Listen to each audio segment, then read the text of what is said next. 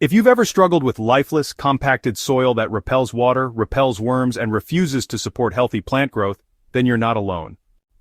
You know, dry, cracked soil can feel like an impossible challenge. It's tough to see your garden suffer, and it's even tougher when nothing you try seems to work. At Hydrohaven, we've dealt with our fair share of dead beds, those dry, crusty spaces where even weeds hesitate to grow.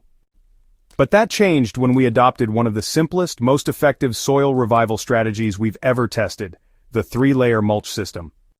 So, this system actually mimics what happens on the natural forest floor, where layers of organic matter slowly break down, feed all those microbes, and create this spongy, rich soil that just seems to grow plants almost by itself. By layering specific organic materials like green stuff, brown stuff, and finished compost, you're not just covering up the soil, you're really rebuilding it from the top down. And honestly, the beauty of this method is in how simple it is. No digging, no tilling, just layers that nature takes over and transforms. The bed we started with, well, it was kind of a gardening disaster zone. The soil had been left exposed for months, it was super compacted, and water just ran right off the surface. No worms, no visible fungal activity, no structure at all. Any plants we tried in that area, they struggled just to stay alive, let alone actually thrive. We tried amending it with compost and watering really deeply, but nothing seemed to make a lasting impact. The issue wasn't just a lack of nutrients, it was really the absence of biological life. The soil honestly needed a complete reset. That's when we decided to commit to the 3-layer mulch system, not as some quick fix but as a long-term solution that would let nature rebuild the soil the way it knows best. The first step is to lay down a barrier of carbon-rich brown material. We used a mix of cardboard and straw to build our foundation layer. Cardboard suppresses weeds and softens the soil underneath by blocking sunlight and holding in moisture. As it breaks down, it becomes a feast for fungi and microbes. Straw, on the other hand, adds structure and airflow, preventing the layer from becoming too dense or soggy. This bottom layer is essential. It keeps moisture where it belongs and sets the stage for the layers above to begin their magic. If cardboard isn't available, you can use dry leaves, shredded newspaper, or even old paper grocery bags. The key is carbon. It provides the fuel microbes need to start digesting the layers that follow. And importantly, it forms a protective buffer between the existing dead soil and the composting activity above, allowing the transformation to happen without interference. On top of the brown layer, we added our green material. In our case, we soaked alfalfa pellets and mixed in some fresh grass clippings. This nitrogen-rich layer is where decomposition really takes off. Green materials provide protein for microbes and give earthworms a reason to move in. As the alfalfa breaks down, it creates heat and attracts fungal hyphae, those white thread-like structures that signal your soil food web is alive and working. This layer shouldn't be too thick, just enough to encourage microbial activity without going anaerobic.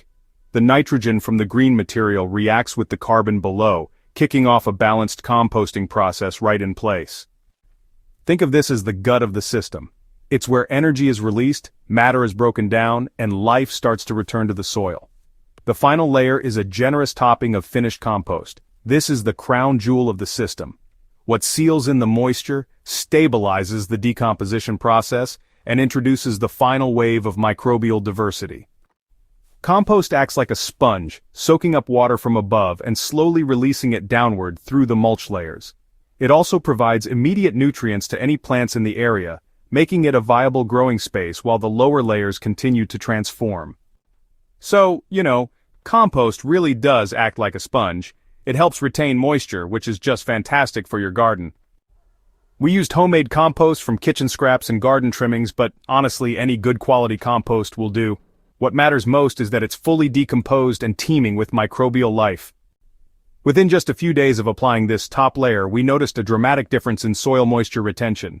The surface stayed cool and damp, even during a hot spell, and that dry, crusty soil underneath, well, it was already softening thanks to the moisture and biological activity working from above.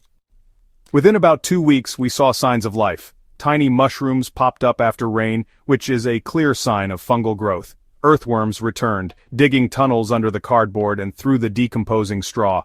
The soil became darker, looser, and honestly, just a lot easier to work with. Plants planted into this layered system really took off with very little watering. all thanks to the constant moisture and slow nutrient release happening below the surface. And, perhaps most importantly, we didn't have to till, dig, or disturb the soil in any way. The three-layer system allowed us to build healthy soil from the top down, avoiding compaction and letting biology do the work for us. Traditional mulching usually involves tossing some wood chips or straw on top of the soil and hoping for the best. But without a balanced mix of green and brown materials, decomposition is slow and often incomplete. The three-layer system is, well, different. It actively builds soil health by creating a composting environment directly where your plants grow. This method mimics natural forest decomposition, supports a rich microbial ecosystem, and honestly, it can turn even dead soil into fertile ground over time. What started as an experiment has now become our go-to method for reviving any poor garden bed. We use it in raised beds, around fruit trees, and even in containers that need a biological boost. If your soil is tired, compacted, or just not performing the way it should, give this method a shot. You don't need expensive products or machinery, just cardboard or straw, some green material like alfalfa or grass clippings, and a healthy dose of compost.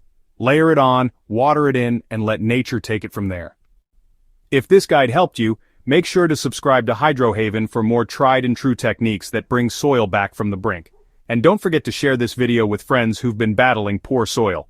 Because honestly, great soil doesn't come from a bag. It starts with understanding how to feed it.